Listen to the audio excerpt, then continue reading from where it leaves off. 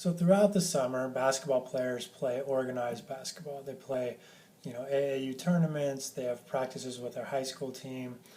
Most players, especially at the high school age, are engaged in multiple organized activities, throughout the week.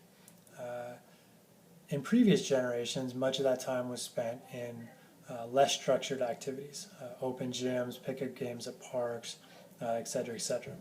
And so the prevailing belief these days seems to be that players need more organized activities, whether practices or games, in order to develop their skills.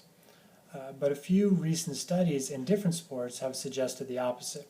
So a recent study in volleyball asked skilled players and lesser skilled players to reflect on their development in childhood and adolescence, and the more skilled players referenced the unstructured play as being really pivotal to their development.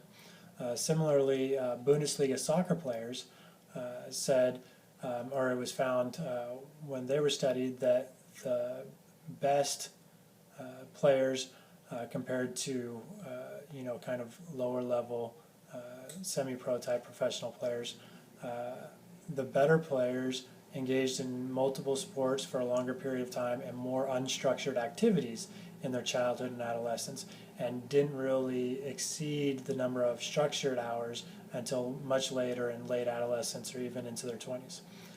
So these studies suggest that it's the unstructured play that is pivotal for the development of skills in different sports.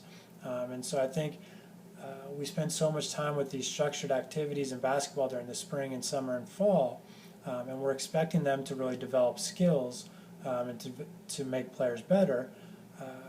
But it may be that it's the unstructured activities that we need to engage in more often, and spend more time in these unstructured activities, pickup games, open gyms, informal practices.